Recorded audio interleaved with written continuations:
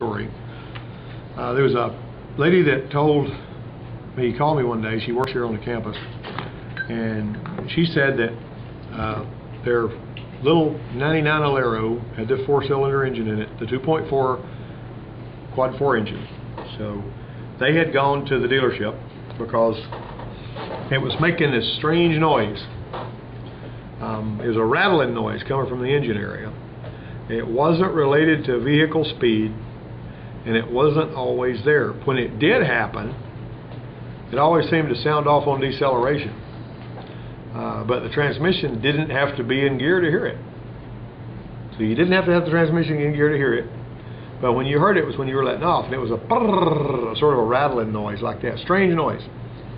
The local GM dealer thought they had pinpointed the problem as a loose brick in the catalytic converter. They replaced the catalytic converter with an aftermarket part to keep the cost low, and the car seemed fine for about a week or two, but then the sound came back just like it was before. Nothing had changed. In other words, initially it seemed like they'd fixed it, but then it came back. Well, another trip to the dealer didn't really produce any results. Nobody at the dealership was rude, but the Alero owners were shown the door. We can't help you anymore. The dealer wouldn't work on the noise any further, and that sort of was puzzling to me, because most shops would have at least tried to sell them an engine or something, but this time it didn't happen. So the Alero wasn't smoking, it hadn't overheated. It would seem feasible to attempt some kind of repair, to me anyway. So one possibility was that the service department had been burned on one of these jobs before and didn't want to go there again, but we don't know. Okay, so whatever it was that was going through the dealer's mind, the Alero owners were government employed, and so they were qualified to have work done here, so they brought it in. And furthermore, you know, like I say, they worked here. And so, but an engine knock doesn't always mean something's loose. An engine knock does not always mean something's loose. Years ago, I helped a roommate build a Volkswagen bug engine. I mean, this is long years ago, like in 1979. And my dad had worked on VWs for 30 years, and I'd built a lot of domestic engines, but my dad, I'd built a few bug engines, but not very many, and I wasn't all that. I knew how bug engines were put together because I'd watched my dad build a zillion of them. But the piston has got an arrow on it. You remember the one you did on the Neon? The arrow points toward what? The timing belt end of it, where the belts are and everything. On a Volkswagen bug, where's the front of the engine? I'm not talking about the new bugs, I'm talking about the old ones. It's actually the opposite. Yeah, the front of the engine is the flywheel. The back of the engine is the flywheel, but on that bug, it's pointing toward the front of the car. Those arrows on those pistons, on the top of the piston, are supposed to point. Some of them have a knot, some of them have an arrow. The arrows on them bug pistons are supposed to point toward the flywheel. I put them in backwards because I was pointing them toward the belts.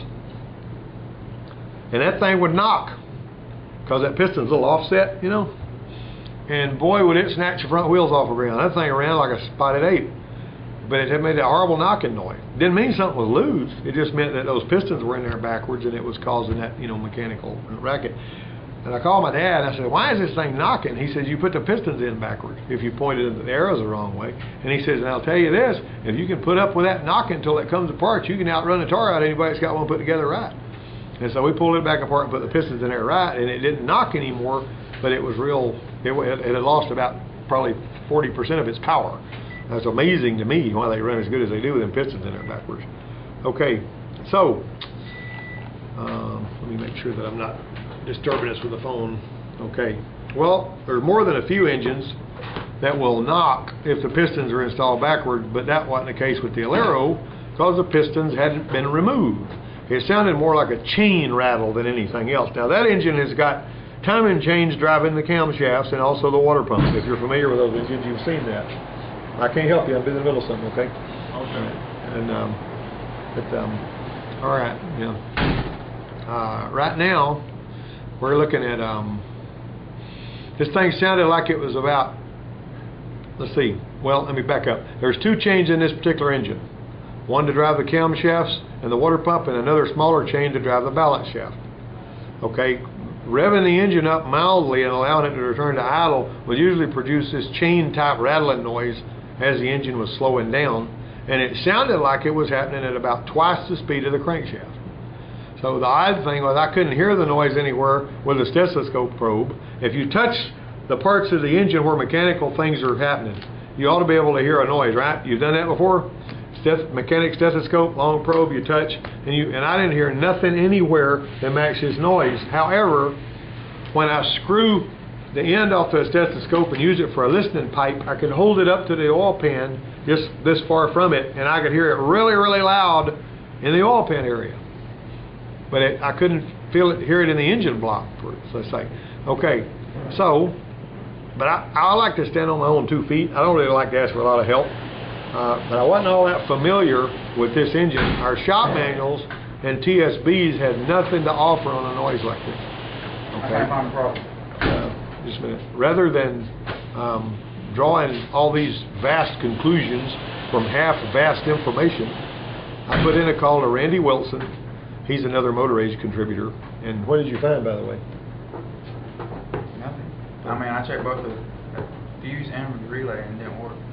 Okay, look in the top right corner of that panel, and there's a fuse of the under the hood, and there's a fuse that you're going to find that's got a leg broke off of it. That's the fuse you're looking for. Oh, I took that out earlier. Yeah. Well, that's what's wrong with it. Yeah, that's the problem with it. Okay. All right. Now then, but so I put another call. This was before we had Identifix, by the way. I didn't have any Identifix in those days. And so he said they'd replace more than a few of the balance shaft assemblies for problems like that. And a balance shaft actually has got 2 shafts in it, and it's in the bottom of the engine right there in the oil pan area, and it actually includes the oil pump. And so you can't just pull this balance shaft out and see if that still knocks, because you got no oil pump if you do that, right?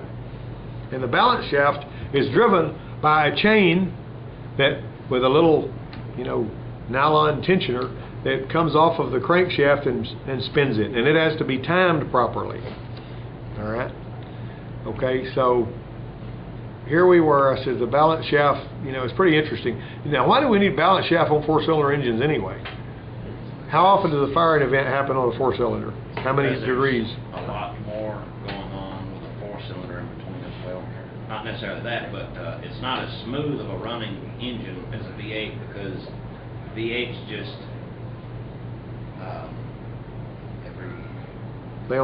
How many degrees? What's 4 into 720? 180. That's right, 180. So 180, every 180 degrees of crankshaft rotation, you got a firing event. What does that do? That makes the engine try to jump up and down all the time. And on some of those Ford Contours, it would actually jiggle and wiggle to the point because they didn't have a balance shaft in them. And people were complaining about it a lot. The steering wheel would wiggle a little bit, and it just felt rough. And we did all kinds of stuff trying to, put rubber radiator mounts on it, all kind of nonsense trying to fix that. Ford never really came up with a good fix for those early Contours. But anyway, let me move on down here. PT Cruisers have got a setup with a balance shaft under there, and a lot of them do. But one factor we had to consider with this balance shaft was that it was $400.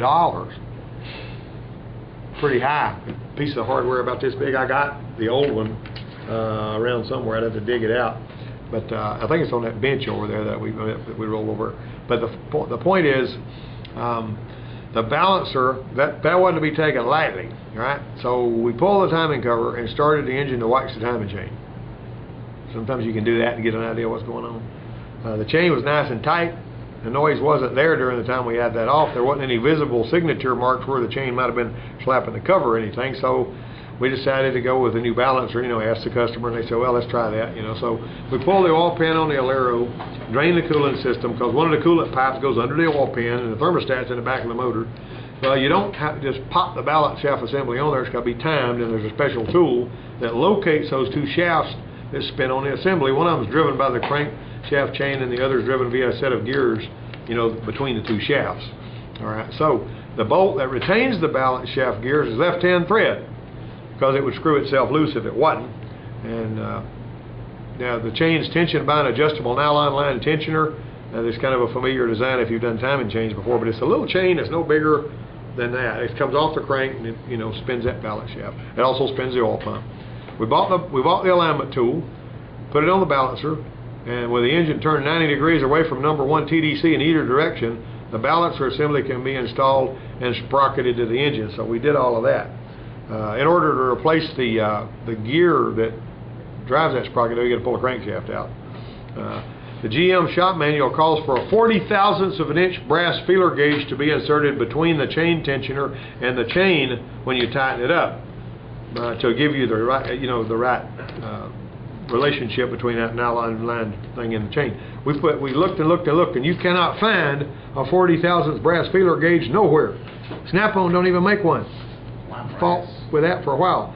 So finally, I got a piece of an antifreeze jug that measured 40,000ths, and we used that.